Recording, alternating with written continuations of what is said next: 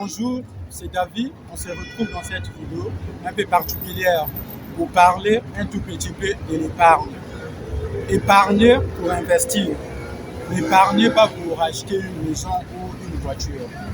On se dit certainement, voilà, les riches, ils ont tellement d'argent qu'ils s'en foutent de le claquer par les fenêtres. C'est complètement faux. Un riche va justement faire plus attention à son argent que quelqu'un qui en a moins. Pourquoi? Parce que les riches savent comment investir leur argent. Je m'explique.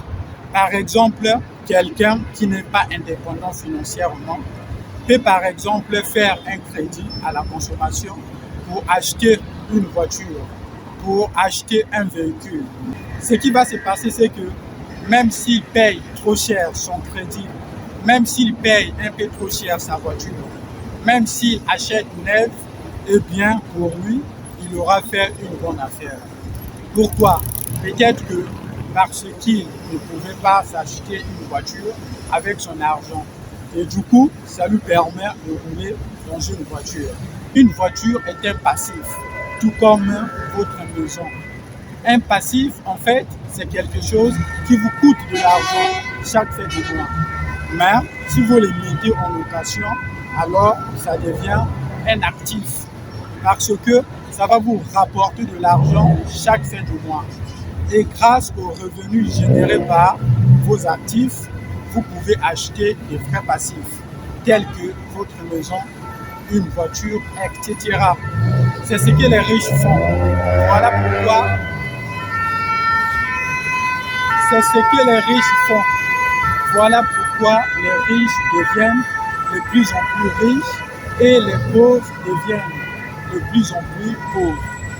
À l'inverse, ce qui va se passer, c'est que quelqu'un qui est déjà indépendant financièrement, il a compris les mécanismes d'enrichissement et d'investissement. Et du coup, lui, plutôt que de voir un crédit à la consommation, par exemple de 10 000 euros pour acheter une voiture qui perd de la valeur, dès que vous le sortez chez un concessionnaire. Ce qui va se passer, c'est que même sans argent, il va faire un crédit à la banque pour acheter un bien immobilier, par exemple, qui va s'autofinancer. Il va gagner de l'argent, par exemple 500 euros par mois, grâce à son appartement, et avec ces 500 euros par mois, il va louer, par exemple, une super voiture pour 500 euros par mois en listing.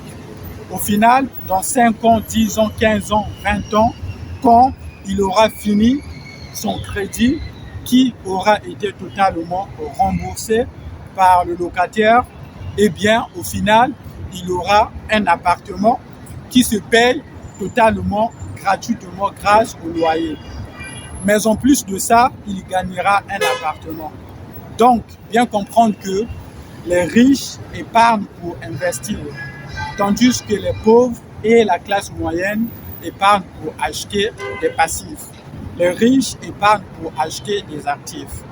Un actif, c'est quelque chose qui va te rapporter de l'argent chaque fin du mois. Un pauvre va épargner pour acheter un terrain, une maison ou une voiture qui immobilise de l'argent. Un riche va épargner pour acheter un bien immobilier qui va s'autofinancer. C'est-à-dire qu'un bien dont le loyer couvre l'ensemble des charges. Un bien qui génère un cash flow positif. Un pauvre va épargner plusieurs mois de son salaire pour essayer d'impressionner les gens en achetant le dernier iPhone 40. Un riche va épargner pour acheter des actions Apple qui vont lui verser des dividendes. Grâce à ces dividendes, il va acheter son dernier iPhone. Mais son capital lui sert à investir. Eh bien, les riches fonctionnent exactement de cette manière. C'est en investissant qu'on devient riche. C'est pas qu'on est riche qu'on investit. Vous savez, les épargnants sont les perdants. Parce que à chaque fois que le gouvernement imprime de l'argent, eh bien, la valeur de l'argent baisse. Donc, vous perdez de l'argent. Épargnez uniquement dans le but d'investir. soit dans l'immobilier, dans l'entrepreneuriat ou dans les produits financiers. Si vous épargnez pour acheter des gadgets, par exemple, si vous achetez la plus grande télévision du monde, eh bien, dès que vous sortez du magasin, la télévision a perdu toute sa valeur. Donc, dans la vie, il est préférable de s'assumer et de se dire, OK, je dépense moins, j'épargne, j'investis et j'assure mon avenir. Ben, écoutez, cette vidéo est maintenant terminée. Je vous souhaite une très bonne journée et à très bientôt. Prenez soin de vous. Ciao, ciao. Salut. On se retrouve dans une prochaine vidéo. N'oubliez pas de vous abonner à la chaîne YouTube en activant la petite cloche pour être tenu informé de toutes mes nouvelles vidéos. Je vous dis salut.